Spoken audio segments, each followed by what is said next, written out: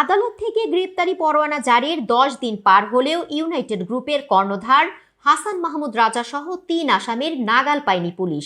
গ্রেপ্তারি পরোয়ানা পেলেও সেটির অগ্রগতি নিয়ে গুলশান থানা পুলিশ কোনো তথ্য দিতে পারেনি।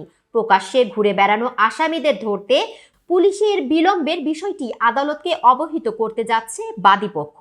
জাল জালিয়াতি, প্রতারণা ও ব্যবসায়িক লেনদেনে বিশ্বাস ভঙ্গের অভিযোগে হাসান মাহমুদ রাজা সহ 4 জনের বিরুদ্ধে গত 28 আগস্ট মামলা করেন ইউনাইটেড গ্রুপের অংশীদার ফরিদুর রহমান খান।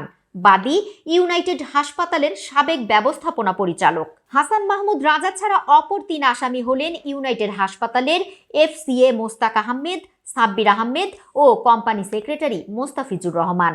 মামলাটির তদন্তের জন্য পুলিশ ব্যুরো অব ইনভেস্টিগেশন বা PBI-কে নির্দেশ দেয় আদালত। অভিযোগের সত্যতা পাওয়া গেছে মর্মে গত 18 নভেম্বর PBI তদন্ত প্রতিবেদন দাখিল করে। ওই প্রতিবেদন আমলে নিয়ে আদালত আসামিদের বিরুদ্ধে গ্রেপ্তারি পরোয়ানা জারি করে। বাদী ফরিদুর রহমান খানের অভিযোগ, তিনি দীর্ঘ 15 বছর ইউনাইটেড হাসপাতালের ব্যবস্থাপনা পরিচালক ছিলেন। করোনাকালীন 2020 সালের মে মাসে হাসান মাহমুদ রাজা সহ মামলার অন্য 3 আসামি তাকে জোরপূর্বক পদত্যাগে বাধ্য করেন।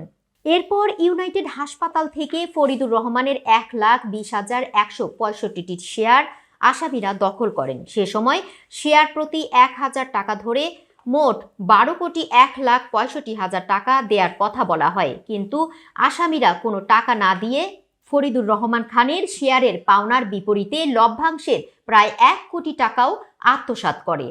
মামলার আর্জিতে শেয়ারের লভ্যাংশ নিয়ে আসামিরা আগেও 9-6 করেছেন বলে অভিযোগ আনা হয়। 1,900 কোটি টাকা লাভের বিপরীতে 2 পরিচালক ফরিদুর রহমান খান ও আবুল কালাম আজাদকে দেয়া হয় মাত্র 3 কোটি টাকা, অথচ তাদের শেয়ার রয়েছে শতকরা 10 ভাগ। এদিকে আসামিরা প্রকাশ্যে ঘুরে বেড়ালেও গ্রেপ্তার না হওয়া নিয়ে প্রশ্ন তুলেছে বাদীপক্ষ। তবে গুলশান থানা পুলিশ বলছে তারা সম্প্রতি গ্রেপ্তারি পরোয়ানা পেয়েছে, এখন নিয়মানুযায়ী পরবর্তী ব্যবস্থা নেওয়া হবে।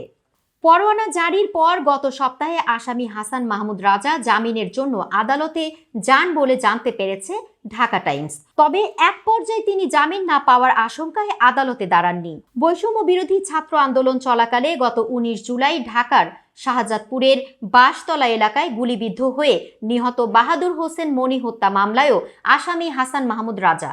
গত 30 সেপ্টেম্বর গুলশান থানায় মনির বাবার করা এই হত্যা মামলায় রাজার ছেলে ইউনাইটেড গ্রুপের চেয়ারম্যান ও MD মঈনুদ্দিন হাসান রশিদ ও গ্রুপের কর্মকর্তা আফজালও আসামি।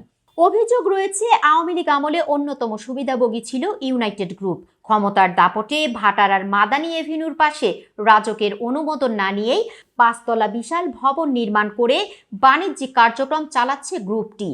অবৈধ ভবনটি ভাঙার বিষয়ে সম্প্রতি রাজক তাদেরকে চিঠিও দিয়েছে। এছাড়া ইউনাইটেড গ্রুপের কর্ণধারদের বিরুদ্ধে বিদেশে বিপুল অর্থ পাচারের অভিযোগ রয়েছে। এই অভিযোগ তদন্ত করছে পুলিশের অপরাধ তদন্ত বিভাগ তথা CID।